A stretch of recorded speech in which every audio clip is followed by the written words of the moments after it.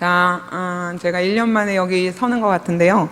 제가 여기 이제 서기 전에 기억나는 게 작년에 제가 여기 섰을 때, 서서 이제 설교를 하고 나갔는데, 이제 부목사님이 어떤 분이, 오늘 이렇게 금요기도회를 인도한 분이 권사님이시냐고 이렇게 물어보셨대요. 그래서, 아직 저를 모르시는 분이 많고, 그리고 지난주에 제가 새가족 환영회를 참석해 보니까 상반기 동안 굉장히 많은 분들이 등록을 하셨더라고요. 근데 이제 그런 분들 중에 기도하는 분들도 여러 분 있었던 것 같아요. 그래서 이제 이 시간 또 영상으로나 이 자리에서 함께 기도회를 참석하고 계실 텐데, 제가 누구인지 모를 것 같아서 저를 잠깐 소개를 하면, 저는 영화부를 담당하고 있는 전도사입니다. 이름은 조금 어려워서 주부를 보시면 될 것 같고요. 그리고 왜 제가 섰냐면, 이제 우리 교회 주일학교가 이제 7월과 8월에 여름 성경학교와 수련회를 하거든요. 그래서 이제 이 성경학교를 앞두고 우리 주일학교 교사들이 함께 기도하고자, 이제 오늘부터 7월 한 달 동안 금요 기도회에 교사들과 함께하는 여름 사역을 위해서 기도하는 그런 시간을 갖기 위해서 제가 영화부를 담당했기 때문에 첫 번째 순서를 담당했습니다. 그러면 이제 우리가 여름 사역을 위해서 이 시간에 기도하게 될 터인데요. 제가 보니까 대부분이 다 이제 교사들이시네요. 그래가지고 다 아실 것 같은데, 우리 교단 총회가 이번 여름 성야학교나 수련회 주제로, 우리 교단 총회가 이번 여름 성야학교 주제로 정한 것이 뭘까요? 주제가 뭘까요? 내가 우리 선생님들한테 앞에 앉으라고 한 게 이제 대답해달라고 그런 거잖아요. 네. 여호와 샬롬입니다. 여호와 샬롬이라는 것이 이제 우리 영화부 포스터도 그렇고 유튜브 포스터도 그렇고 이제 곳곳마다 붙어 있거든요. 근데 이제 이것을 관심 있게 보지 않으시면 모르세요. 이번 여름 사역교육 주제가 뭔지 먼저 아셔야지 이제 주일학교 사역을 위해서 기도할 때, 이번에 여름 성경학교 주제가 여호와 샬롬이라고 하니 이런 것들이 이루어지게 해주세요라고 한마디라도 더 기도할 거 아니에요. 그러니까 이번 여름 성경학교 주제는 여호와 샬롬이다. 이거 꼭 기억하시고요. 그리고 이제 여호와 샬롬이라는 뜻이 그럼 뭘까요? 네, 우리가 샬롬이라고도 인사를 하잖아요. 그래서 여호와 샬롬은 여호와는 평안이시다 이런 뜻인데, 그래서 이제 여호와 샬롬 할 때 샬롬을 주시는 하나님은 샬롬이시다 이렇게 할 수 있는데요. 이 여호와 샬롬이라고 하는 이 고백을 처음으로 한 사람은 사사시대의 사사였던 기드온이었습니다. 네, 기드온이 이렇게 여호와 샬롬, 하나님은 샬롬이시다, 샬롬을 주시는 하나님 이렇게 고백할 때, 정확히 말하면 여호와 샬롬은 기드온이 여호와를 위해서 제단을 쌓고 그 제단의 이름을 여호와 샬롬이라고 붙인 거거든요. 그러니까 여호와 샬롬은 이제 하나님을 위해서 쌓은 제단의 이름이었어요. 그런데 이 기드온이 이 여호와 샬롬이라는 제단을 쌓기 전까지만 해도 무엇을 하고 있었는가 하면, 기드온이 이제 밀을 타작하는데, 그 밀을 넓은 들판에서 타작하는 것이 아니라 포도주 틀에서 타작을 하고 있었어요. 예, 보통 이제 저도 이제 농촌 출신이라서 많이 그런 것들을 봤는데, 밀이나 왜 벼 같은 것들을 타작할 때는 넓은 들에서 하잖아요. 특히 이제 기드온 같이 부자들은 더 이제 타작할 것들이 많기 때문에 동네 사람들이 모두 모여서 이제 함께 타작하면서 그게 이제 동네 잔치가 되는 경우가 많거든요. 그러니까 볼이나 밀이나 뭐 벼나 이런 것들을 타작하는 것은 보통 넓은 들판에서 이루어져요. 그런데 지금 기드온은 그 넓은 들판에서 이 밀을 타작하는 것이 아니라 좁고 좁은 포도주 틀은 포도주를 짜기 위해서 만든 곳이잖아요. 근데 밀과는 전혀 어울리지 않는 그 포도주 틀에서 지금 밀을 타작하고 있었다는 거죠. 그러면 왜 기드온은 이렇게 밀을 타작하기에는 너무나 좁을 것 같은, 턱없이 좁을 것 같은, 그리고 이제 밀을 타작하는데 왜 포도주 틀에서 타작하고 있었을까? 왜 그랬을까요? 밀을 넓은 들이나 뭐 밀을 타작할 만한 그런 장소에서 타작해야 되는데 왜 기드온은 그런 밀을 그 좁고 좁은 포도주 틀에서 타작하고 있었을까? 그것은 오늘 본문 말씀을 안 읽었구나. 그래가지고 지금 이게 이제 긴장 타신 거예요, 그죠? 본문 말씀을 일단 읽어보겠습니다. 6장 22절부터 24절까지. 어쩐지 좀 뭔가 빠졌다고 했는데 이게 빠졌군요. 자, 우리 함께 읽어보겠습니다. 기드온이 그가 여호와의 사자인 줄을 알고 이르되 슬프도소이다. 주 여호와여, 내가 여호와의 사자를 대면하여 보았나이다 하니 여호와께서 그에게 이르시되 너는 안심하라. 여호와 죽지 아니하리라 하시니라. 기드온이 여호와를 위하여 거기서 제단을 쌓고 그것을 여호와 샬롬이라 하였더라. 그것이 오늘까지 아비에셀 사람에게 속한 오브라에 있더라. 아멘. 이게 이제 오늘 말씀인데 제가 이제 6장 전체를 할 건데 너무 기니까 이 말씀만 본 거예요. 그러면 이제 왜 기드온은 밀을 그 포도주 틀에서 타작하고 있었을까? 그것은 6장 11절의 말씀에 보면 이렇게 말씀을 해요. 여호와의 사자가 아비에셀 사람 요아스에게 속한 오브라에게 이르러 요아스의 아들 기드온이 미디안 사람에게 알리지 아니하려 하여 밀을 포도주 틀에서 타작하더니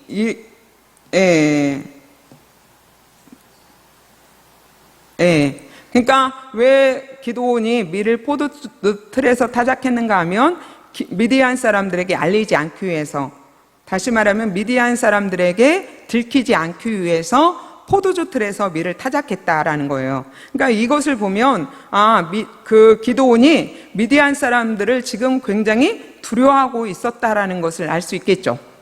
미디안 사람들을 굉장히 두려워하고 있었구나. 그러니까 그 포도주 틀에서 숨어서 지금 밀을 타작하고 있었구나. 이것이 이제 상상이 되시죠. 그러면 왜 기드온은 밀을 포도주 틀에서 타작할 만큼 미디안 사람들을 두려워했을까요?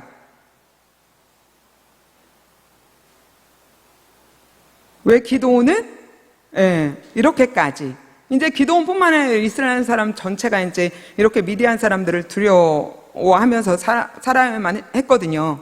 왜 그랬느냐라는 거죠. 그것이 이제 사사기 6장 1절에 보면 이스라엘 자손이 또 여호와의 목전에 악을 행했기 때문에 여호와께서 7년 동안 이스라엘 자손을 미디안의 손에 넘겨주셨기 때문이다. 그러니까 왜 밀을 포도주틀에서 이렇게 타작하면서 미디안 사람들을 그렇게 두려워했는가? 그것은 이스라엘 자손들이 하나님께 악을 행했기 때문에 하나님께서 그들을 미디안 손에 넘기셨다. 그래서 계속해서 6장 2절부터 6절까지 보면 미디안의 손이 이스라엘 자손을 이긴지라. 이스라엘 자손이 미디안으로 말미암아 산에서 웅덩이와 굴과 산성을 자기들을 위하여 만들었으며, 그러니까 미디안 사람들이 막 떼거지로 몰려와가지고 이 사람들을 괴롭히고 치니까 이스라엘 사람들이 산에다가 굴을 파놓고 또 산성을 만들고 거기다 웅덩이를 만들어 놓고 거기에 이제 숨어 살았다라는 거예요. 그리고 이제 이스라엘이 파종할 때가 되면, 씨를 뿌릴 때가 되면 미디안과 아말렉과 동방 사람들이 치러 올라와서 진을 치고 가사에 이르도록, 가사는 블레셋 땅인데 거기까지 이르도록 토지 수산을 멸하여 이스라엘 가운데 먹을 것을 남겨두지 아니하며 양이나 소나 나귀도 남기지 아니하니 이는 그들이 그들의 짐승과 장막을 가지고 올라와 메뚜기 떼같이 많이 들어오니 그 사람과 악타가 무수함이라. 그들이 그 땅에 들어와 멸하려 하니 이스라엘이 미디안으로 말미암아 궁핍함이 심한지라. 그러니까 이 말씀을 여러분이 이제 다시 한번 자세히 보시면 미디안 사람들은 이스라엘 사람들을 단순히 침략하러 온 게 아니라 완전히 진멸하려고 왔구나, 이것을 느낄 수 있어요. 왜냐하면 씨를 뿌릴 때에도 와서 그것들을 다 걷어가는 거예요. 다 뺏어가는 거예요. 타작할 때도 역시 그것들을 다 뺏어가는 거죠. 그래서 먹을 것들을 하나도 남겨놓지 않을 작정으로 이제 이스라엘을 괴롭히는 거죠. 그러니까 그것으로 인해서 이스라엘 사람들은 궁핍함이 심한지라 그랬어요. 아주 굶주렸다, 아주 배고팠다, 아주 괴로웠다라는 거죠. 그러니까 이제 기드온이 먹고 살기 위해서 그러니까 자기가 타작하는 그 밀을 빼앗기지 않기 위해서 포도주 틀에서 이제 타작하고 있었던 거예요. 그렇다면 이제 왜 이스라엘 자손은 하나님의 백성들이잖아요. 하나님께서 돌보시는 사람들이잖아요. 그런 이스라엘 자손들이 이런 지경까지 이르렀을까? 그것은 이게 아까 우리가 봤던 말씀을 다시 6장 1절에 보면 또 여호와의 목전에 이스라엘 자손이 악을 행하였기 때문이다. 악을 행하였기 때문이다. 그러잖아요. 근데 여기 앞에 또라는 말이 있어요. 또라는 말. 그러니까 전에도 여호와께 악을 행했는데 또다시 이스라엘 자손이 악을 행했다라는 거죠. 예. 그리고 이런 말이 사사기에 이제 계속해서 반복적으로 나오는 거예요. 그래서 사사기는 이스라엘 백성들이 또 여호와 목전에 악을 행했다. 또다시 악을 행했다. 그래서 하나님께서 이스라엘을 징계하셨다. 오늘 이제 기도는 미디안을 통해서 이제 징계를 하시는 거죠. 그러면 이스라엘 자손들은 여호와께 돌아와 부르짖었다. 그러면 하나님께서 이스라엘을 위해서 사사를 세우셔서 이스라엘을 구원하셨다. 이런 하나의 사이클이 이제 계속 반복이 되는 거예요. 그러니까 이제 지금 이스라엘이 또 여호와의 목전에 행하기 전에 또 이스라엘이 여호와의 목전에 악을 행하기 전에 40년 동안 평온함을 누렸던 거예요. 평온함을 누렸다가 이스라엘이 또 악을 행했기 때문에 하나님이 이스라엘 자손을 7년 동안 미디안의 손에 붙이셨던 거거든요. 그렇다면 이스라엘 자손들이 이렇게 계속해서 반복적으로 여호와의 목전에 악을 행한 것이 무엇이었을까? 그 구체적인 내용이 무엇이었을까라는 거죠. 이스라엘 자손들이 반복해서 하나님 앞에 범한 죄가 무엇이었을까? 행했던 악이 무엇이었을까라는 거죠. 그것을 이제 하나님께서 하나님의 선지자를 보내셔서 이제 말씀을 하시는데 그 말씀 중에 사사기 6장 10절에 보면 내가 또 너에게 이르기를 나는 너희의 하나님 여호와이니 너희가 거주하는 아모리 사람의 땅의 신들을 두려워하지 말라 하였으나 너희가 내 목소리를 듣지 아니하였느니라 하셨다 하니라. 이 말씀에서 보면요, 하나님께서 이스라엘 사람들에게 너희는 아모리 사람의 땅의 신들을 두려워하지 말아라. 아모리 사람은 가나안에 살고 있었던 7 족속 중에 하나였잖아요. 그러니까 그들의 그들의 우상들을 두려워하지 말라고 했는데 이스라엘 자손들은 그 말을 듣지 않았다는 거야. 그리고 가나안 사람들이 섬기는 우상들을 두려워했다라는 거죠. 그리고 진짜 두려워해야 될 하나님을 두려워하지 않고 하나님을 버렸다라는 거예요. 예. 그래서 이제 그들이 하나님을 진짜 두려워하고 하나님이 그들의 주 되심을 인정하면서 살아야 됨에도 불구하고 진짜 두려워야 될 하나님은 두려워하지 않고 하나님이 두려워하지 말라고 한 그 우상들을 두려워하면서 자기들이 이제 하나님이 주 되심을 부인하면서 자기들이 섬길 신을 스스로 선택한 거죠. 하나님을 떠나 자기들이 섬길 신을 스스로 선택한 거예요. 그러니까 하나님의 백성으로 택함받은 그런 이스라엘 자손들이 하나님을 떠나 다른 신들을 섬기니까 어떤 일이 벌어졌을까? 그건 이제 뻔한 거죠. 뻔한 거죠. 하나님의 백성들이 하나님의 품을 떠나서 다른 신들을 섬겼어요. 그러면 어떤 일이 벌어졌을까? 어떤 일이 벌어졌을까? 뻔하잖아요? 우리 아이가 엄마가 싫다고 엄마 품을 떠났어요. 그리고 이제 막 다른 데를 막 헤매면서 내 부모 내가 결정할 거야 하면서 막 찾아다니는 거죠. 그럼 어떻게 될까요? 어떻게 될까요? 예, 그렇게 될 거예요. 그쵸? 예, 좋은 사람을 만나면 다행이지만 안 좋은 사람을 만나면 정말 좋은 먹잇감이 되겠죠? 그런 것처럼 하나님의 백성들이 하나님을 떠나서 다른 신들을 섬기니까 마태복음 5장 13절에 소금이 맛을 잃으면 아무런 쓸데가 없어서 밖에 버려져서 사람들에게 짓밟힌다. 이 말씀처럼 이스라엘 백성들이 밖에 버려져서 미디안 사람들에게 짓밟히는 비참한 상황 속에, 비참한 지경 속에 놓여지게 된 거예요. 그런데 여러분, 오늘 우리들도 성도라고 하는 정체성을 버리고, 우리가 성도잖아요. 하나님이 부르신 거룩한 백성들, 하나님의 백성들이잖아요. 근데 이런 정체성을 버리고 우리가 세상 사람들이 사는 방식대로 살아간다면 우리 역시도 맛을 잃은 소금처럼 세상 사람들에게 짓밟히는 비참한 지경 속에 놓여질 거예요. 그러니까 우리가 로마서 12장 2절에서 너희는 이 세대를 본받지 말고 오직 마음을 새롭게 함으로 변화를 받아서 하나님의 선하시고 기뻐하시고 온전하신 뜻이 무엇인지 분별하도록 하라 라고 하신 이 말씀, 너희는 이 세대를 본받지 말고 너희 마음을 새롭게 해서 하나님의 뜻을 분별하며 살아라 하시는 이 말씀을 마음에 새기고 오늘 또 내일도 하나님의 뜻이 무엇일까 구하면서 하나님의 뜻을 따라 사는 그런 성도들이 되어야겠습니다. 네. 근데요, 여러분, 하나님을 떠난 이스라엘이 이렇게 미디안으로 인해서 정말 궁핍해지니까 그제서야 이스라엘 자손이 하나님 앞에 부르짖기 시작하는 거예요.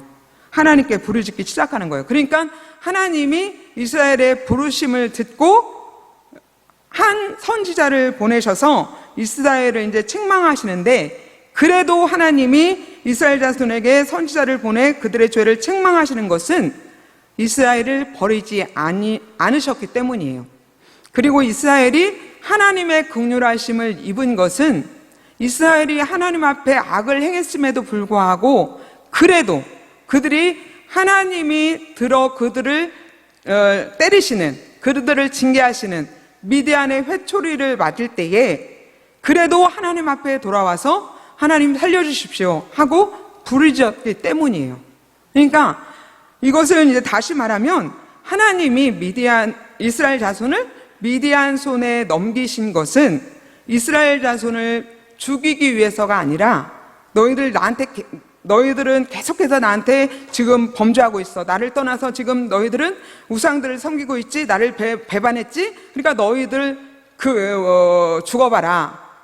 너희들은 그 고통 중에 다 없어지거라, 사라지거라, 이런 것이 아니라 미디안 손에 붙이신 것은 죽이기 위해서가 아니라 이스라엘 자손들을 살리기 위해서라는 거죠. 위해서였다라는 거죠. 그럼 이런 것들을 이것을 우리가 어떻게 알 수 있는가? 그것은 에스겔 18장 23절에 보면 주 여호와의 말씀이니라 내가 어찌 악인이 죽는 것을 조금인들 기뻐하랴 그가 돌이켜 그 길에서 떠나 사는 것을 어찌 기뻐하지 아니하겠느냐 이렇게 말씀하시고 33장 11절에 보면 더 구체적으로 너는 그들에게 말하라 주 여호와의 말씀이니라 나의 삶을 두고 맹세하노니 나는 악인이 죽는 것을 기뻐하지 아니하고 악인이 그의 길에서 돌이켜 떠나 사는 것을 기뻐하노라 이스라엘 족속아 돌이키라 너희 악한 길에서 떠나라 어찌 죽고자 하느냐 이렇게 말씀하신 거. 이 말씀을 보면 분명히 하나님께서 이스라엘 미디안을 통해서 징계하신 것은 죽이기 위해서가 아니었다. 그들을 살리기 위해서였다라는 것을 우리가 알 수 있죠. 또 에레미야 29장 11절에 보면 여호와의 말씀이니라 너희를 향한 나의 생각을 내가 아나니 평안이요 재앙이 아니니라 너희에게 미래와 희망을 주는 것이니라 너희가 내게 부르짖으며 내게 와서 기도하면 내가 너희들의 기도를 들을 것이요 이렇게 말씀하셨는데 이 말씀대로 이스라엘 자손들이 여호와 앞에 돌아와 부르짖을 때에 하나님께서 정말 그들의 기도를 들으신 거예요. 그래서 이런 이스라엘 자손들을 미디안의 손에서 구원하시기 위해서 사사를 세우시는데 그 사사가 바로 기드온이었던 거죠. 그리고 앞에서 말씀을 드린 대로 하나님께서 기드온을 찾아오셨을 때 기드온은 미디안 사람들에게 이렇게 들키지 않기 위해서 밀을 포도주틀에서 타작하고 있었잖아요. 그런데 이런 기드온을 여호와의 사자가 찾아오셔서 기드온에게 말씀하신 첫 마디가 뭐였냐면 큰 용사여라는 말이었어요. 큰 용사여.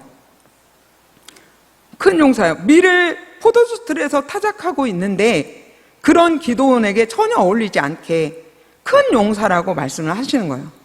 그리고 여호와께서 너와 함께 하신다라고 말씀을 하시는 거예요. 그러니까 기드온은 자기를 큰 용사라고 부르는 것도 이상하지만 여호와께서 함께 하신다라는 말에 발끈했던 것 같아요.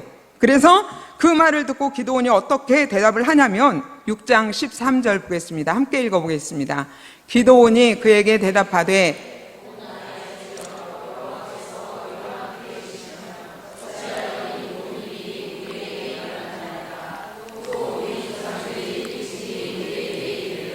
여호와께서 우리를 애굽에서 올라오게 하신 것이 아니냐 한 그 모든 이적이 어디 있나이까?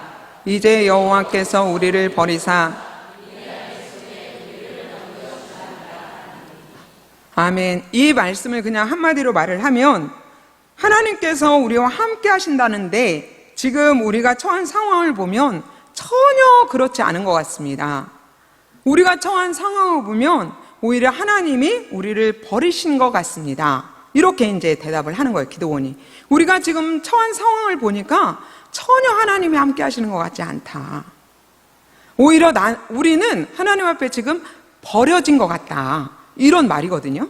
그런데 하나님이 이런 기도원에게 다시 말씀하시는 거예요. 6장 14절. 너는 가서 이 너의 힘으로 이스라엘을 미디안의 손에서 구원하라. 내가 너를 보낸 것이 아니냐. 그러니까 내가 지금 너를 보내러 왔다. 그러니까 네가 너의 힘으로 이스라엘을 미디안의 손에서 구원하거라. 이렇게 말씀을 하시는 거예요. 그러니까 기도원이 어떻게 반응하냐면 오 주여 내가 무엇으로 이스라엘을 구원하리까? 보소서 나의 집은 므낫세 중에 극히 약하고 나는 내 아버지 집에서 가장 작은 자입니다. 이렇게 고백을 하는 거예요. 이게요, 성경을 보면 6장, 7장 이렇게 쭉 보면 이게 그냥 뭐 자기를 이렇게 정말 겸손하게 낮춰서 하는 말이 아니라 정말 기도원은 그런 사람이었던 것 같아요. 왜냐하면 이제 나중에 하나님께서 기도원에게 바알 우상들 아세라 이것들을 다 찍어버려라. 그리고 여호와를 위해서 제단을 쌓고 그 위에서 아세라를 찍어서 나온 그 나무로 번제를 드릴 때 사용하거라 막 이렇게 말씀하시는데 그 일을 대낮에 하지 못하고 이제 한밤중에 이렇게 가서 하고 또 7장에 보면 기도원을 보리떡이라고 이렇게 비유를 했잖아요. 보리떡? 아무 보잘것없는 볼품없는 보리떡이라고. 그러니까 정말 기도원은 작은 자였던 거예요. 그러니까 기도원이 저는 할 수 없습니다. 이렇게 이제 반응을 한 거죠. 그런데 하나님께서 내가 반드시 너와 함께 할 거다. 네가 미디안 사람 치기를 한 사람 치듯 할 것이다. 이렇게 말씀하세요. 그러니까 하나님께서 함께 하시겠다고 하니까 그 메뚜기 떼 같은 미디안 사람을 한 사람 치는 것처럼 치게 하실 거라고 말씀하시니까 그제서야 기도원이 대답을 해요.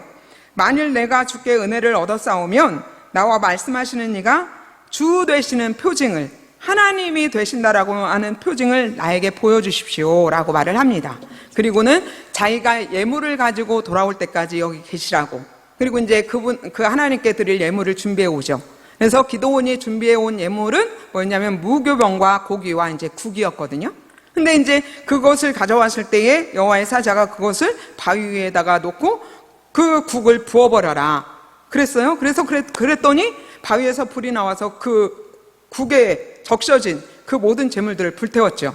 그것을 보고서 비로소 기도원이 자기에게 말씀하시는 분이 하나님이시구나, 자기가 자기에게 임재하신 하나님을 비로소 깨닫게 되는 거예요. 그리고는 이렇게 이제 기도원이 말해요.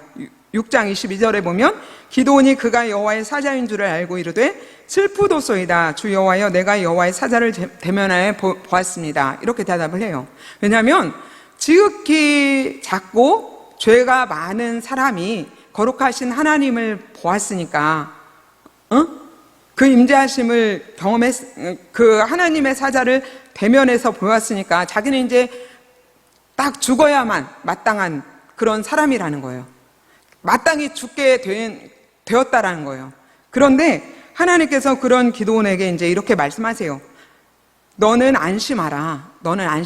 여기서 너는 안심하라가 샬롬이거든요. 샬롬, 두려워하지 마라. 죽지 아니할 거다.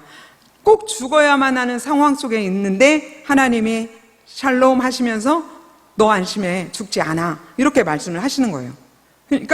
그러니까 이 기도원이 그 샬롬을 주시는 하나님이 정말 샬롬이신 것을, 우리를 죽이기 위해서 오신 게 아니라 우리에게 평안을 주시고 우리를 구원하기 위해서 오신 하나님이라는 것을 그제서야 비로소 이제 확실히 깨닫게 되는 거예요. 그래서 그곳에 여호와를 위해서 제단을 쌓고 그 제단의 이름을 여호와 샬롬이라고 하는데, 이 기도원이 이런 놀라운 경험을 하고서도 기도원의 처한 상황은 하나도 달라진 게 없었어요. 하나도. 이런 샬롬을 경험하고 나서도 기드온이 처한 상황, 이스라엘 자손이 처한 상황은 하나도 달라진 게 없었어요. 하지만 뭐가 달라졌냐면 기드온의 마음이 달라졌어요. 기드온의 마음에 샬롬이 이루어졌어요. 왜냐하면 샬롬을 주시는 하나님이 계셨기 때문에. 상황은 하나도 달라진 게 없는데 기드온의 마음에 평안이 이루어졌어요. 왜냐하면 평안을 주시는 하나님께서 함께 하셨기 때문에. 그리고 이런 여호와 샬롬이 충만한 기드온을 통해서 하나님께서 이스라엘에게도 이제 샬롬을 주시는데, 하나님께서 이스라엘에게 샬롬을 주시기 위해서 이스라엘이 이제 미디안의 손에서 구원하시는 일을 하시잖아요. 기드온을 통해서. 근데 이스라엘을 기드온의 손에서 구원하실 때에 기드온에게 들고 나가게 하신 것이 뭐였냐면 횃불과 나팔과 항아리였어요. 그리고 기드온과 함께 나가라고 한 군사는 겨우 300명 뿐이었어요. 미디안은 동방 사람들, 아말렉 사람들과 연합해서 메뚜기처럼 많은 사람들이 이스라엘을 치러 와 있는 상태인데, 기드온에게는 300명의 용사와 항아리, 횃불, 나팔, 이 세 가지만 들려주시면서 미디안과 나가 싸우라고 말씀하셨어요. 여러분에게 항아리를 주고 나팔을 주고 그리고 횃불을 주면서 너희 지금 지금 그 전쟁이 일어나고 있는 데가 어디죠? 거기로 나가라고 하면 나가야겠어요? 못 나가죠. 왜냐면 이건 전쟁의 무기가 아니잖아요. 나팔이나 횃불이나 뭐 항아리나 아이들 장난도 아니고 이걸로는 도저히 나갈 수가 없죠. 그리고 그 미디안은 연합군으로 몰려와가지고 지금 치려고 하고 있는데 300명만 주시면서 나가라고 하면 누가 나가겠어요? 하나님, 이거 진짜 말도 안 돼요. 저 죽이려고 하시는 거예요? 이렇게 하죠. 그런데 놀랍게도 기드온과 이스라엘 자손들은 이 말씀에 순종을 해요. 그래서 미디안과 싸울 때 횃불과 나팔과 그리고 항아리만 들고 진짜 나가요. 그것도 300명만 나가요. 그런데 그 숫자가 그 메뚜기 같은 미디안 사람들을 이겨요. 이 이스라엘 자손들이 들고 가서 직접 싸우지 않았는데 그들 스스로가 서로 치면서 이제 다 죽은 거예요.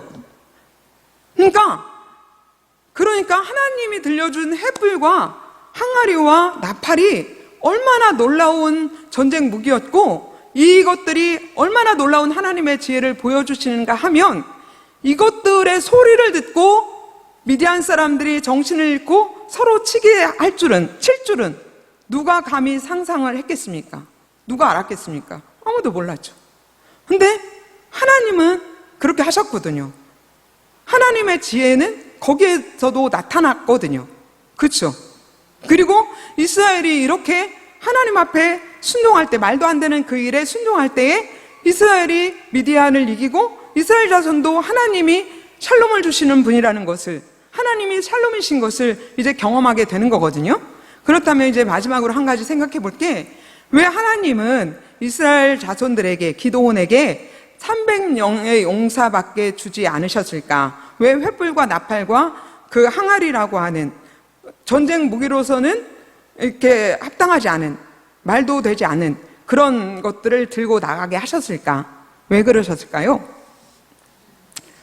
우리에게도 그런 말씀을 하실 때가 있을 거거든요. 분명히 우리 한 사람 한 사람에게도 하나님께서 그런 일들을 명령하실 때가 있을 거예요. 누가 봐도 이거는 말도 안 되는 일이야. 내가 저 일을 하는데 이걸 들고 가라고? 아니, 저 일을 하는데 이게 무슨 상관이 있어? 무슨 소용이 있어? 이게 어떻게 필요하겠어? 이걸 어떻게 사용해? 라고 할 수 있는 그런 상황이 분명히 올 거예요. 그런 상황 중에 하나가 뭐냐면 하나님이 항상 기뻐하래요. 쉬지 말고 기도하고 범사에 감사하래요. 근데 우리의 처한 상황을 보면 하나도 기뻐할 게 없어요. 그죠? 우리가 처한 상황을 보면 감사할 게 없어요. 아무리 감사를 하려고 해도 감사할 게 떠오르지를 않는 거예요. 근데 하나님은 감사하래요. 범사에. 그게 하나님의 뜻이래요. 항상 기뻐하래요. 나 기쁨이 하나도 없는데 그게 하나님의 뜻이래요. 이거 말도 안 되는 거잖아요. 근데 이런 말대로 안 되는 상황 속에서 이스라엘 자손들이 순종을 했어요. 그러니까 하나님의 구원을 본 거예요. 샬롬을 주시는 하나님을 경험한 거예요.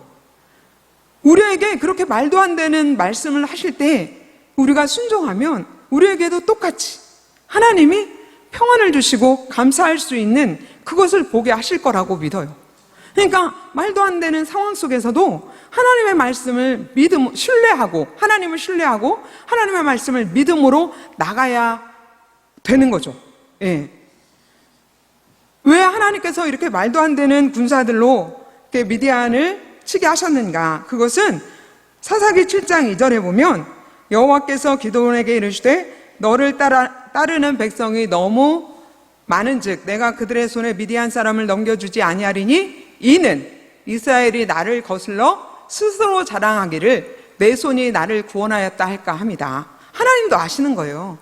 이스라엘 백성들이 얼마나 손바닥 뒤집듯이 잘 뒤집혀지는 사람인지, 막 하나님 앞에 쪼그러들면서 하나님 도와주세요 부르짖었다가 자기들이 나가가지고 자기들이 모인 32,000명으로 나가가지고 미디안을 쳤다고 하면 야, 우리가 이겼어, 우리가 해냈어, 우리가 이 정도였어 라고 교만해지고 자랑할 것이 분명하기 때문에 그런 이스라엘이 완전히 하나님 앞에 항복할 수 있도록, 하나님, 이것은 하나님이 하셨어요, 하나님이 우리를 구원하셨어요, 이건 하나님이 하신 일이에요 라고 고백할 수밖에 없도록 하나님이 그런 것들을 들려 보내신 거예요.